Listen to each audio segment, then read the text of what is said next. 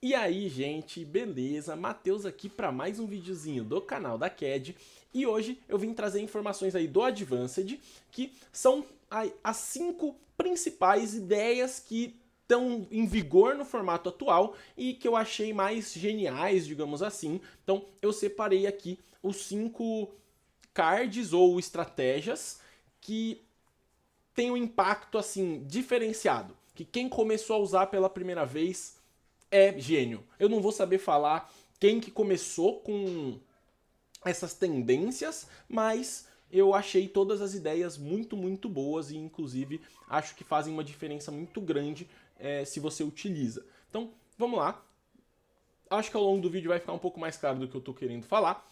Então, a primeira ideia que eu acho que tem uma relevância muito grande é uma ideia utilizada principalmente no deck de Mitsurugi, que é o combinho do Fossil Dyna. Esse aqui eu achei ele realmente muito eficiente, porque uma coisa que o Mitsurugi raramente consegue converter, entre aspas, puro, é uma um endboard impassável. E aí, a partir do momento que você troca a busca do seu Granite, né, pelo ao invés de buscar um Nibiru pelo Fossil Dyna, e aí você consegue se aproveitar então da sua Normal Summon para fazer uma interação extremamente difícil de passar, que é fortemente protegida por cartas como a Magatama, que destrói uma carta, o Habakiri, que tira 800 de ataque, ou até mesmo a Purification, que é a trap, que nega cartas que tentariam remover esse Fossil Dyna ou negar ele, como por exemplo Impermanences e tal. Com isso, esse Fossil Dyna é um dos Fossil Dynas mais protegidos que a gente tem para poder manter na mesa, muito parecido ali com a ideia do Herald sendo protegido pelo Yuumi, só que o Herald ele não é uma Floodgate para todo mundo, né? Ele pega poucos decks, enquanto o Fossil Dyna sim, todo deck tenta dar Special Summon, ele vai ter uma relevância muito grande toda vez que você conseguir fazer esse combo. E o custo dele é muito baixo, porque é apenas uma carta no seu main deck, que ela é acessada por uma carta de extra deck, que faz com que você consiga ter uma garantia, digamos assim, de que ele vai funcionar, além de que se ele abrir na sua mão, não tem problema, ele não é um Garnet, ele vai ser invocado da mesma maneira e vai fazer o combo e vai fazer o combo não, né? E vai funcionar como se você tivesse feito o combo para buscar ele. Então, Fossil Dyna aí, primeira grande ideia do formato atual dentro do deck de Mitsurugi.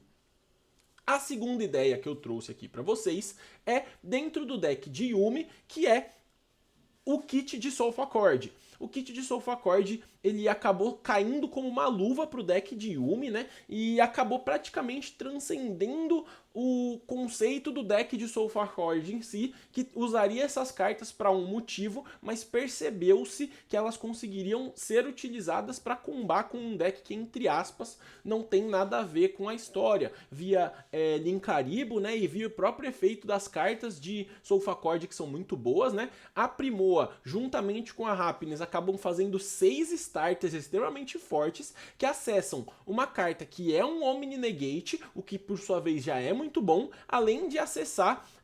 Cadê a cartinha?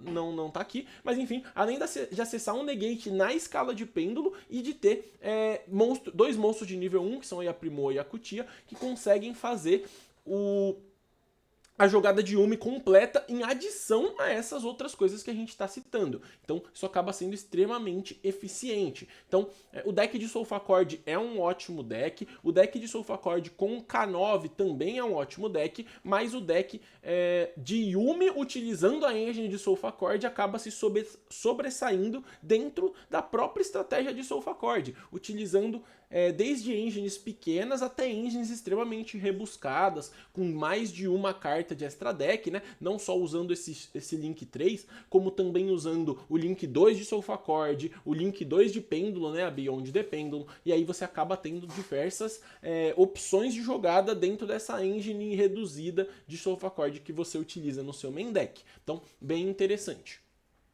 A terceira coisa que eu tenho para falar também é dentro do deck de Yuumi e é utilizar aí a Ghost Reaper na verdade não é nem dentro do deck de Yuumi, né? É contra o deck de Yuumi dessa vez. Utilizar aí a Ghost Reaper para você poder remover os Yuumis Nets do deck do oponente. Algo que faz uma diferença muito grande e raramente os jogadores de Yuumi estão preparados para tomar. No caso da Mirror Match em específico, você pode utilizar essa Reaper para remover cartas específicas que você queira, não só o Snatch, e ela acaba virando até, entre aspas, um board break, porque você consegue remover, por exemplo, o Cook Synchro, e aí você não vai tomar esse Cook no seu turno, mas o mais relevante mesmo é você remover esses Snatches e o oponente vai ter que dar uma volta grandiosa para conseguir tirar isso, assim como você vai tirar diversas opções de um card combo que o Yuumi teria sob condições normais. Por exemplo, o próprio, né, o Marshmallow, o Cookie, o Pirulito, são cartas que só jogam se você de fato tiver os Yuumi Snatches no seu extra deck. É muito difícil jogar sem o Snatch,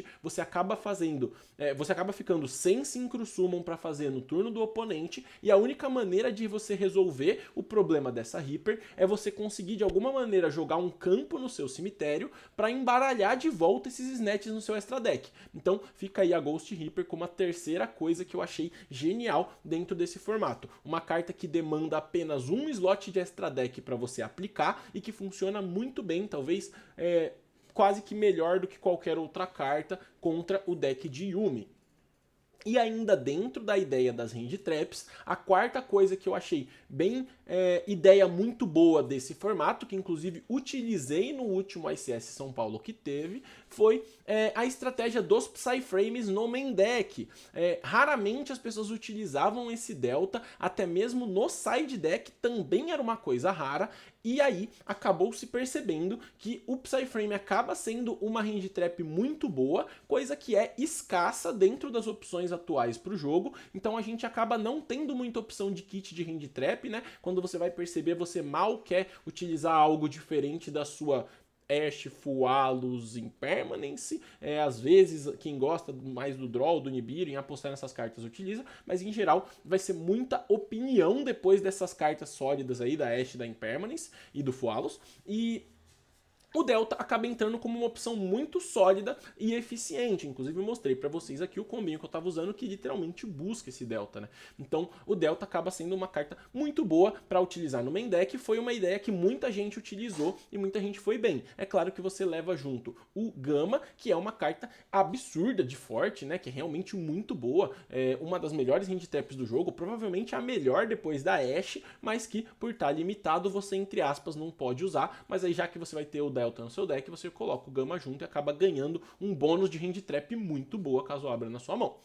E por fim, essa aí já dentro de um outro deck que não tem nada a ver com a história, que é o Dracotail. A ideia genial que eu separei aqui é o Dark End Evaporation Dragon. Cara, quem começou a usar essa carta estava muito bem calibrado, sabia muito o que estava fazendo.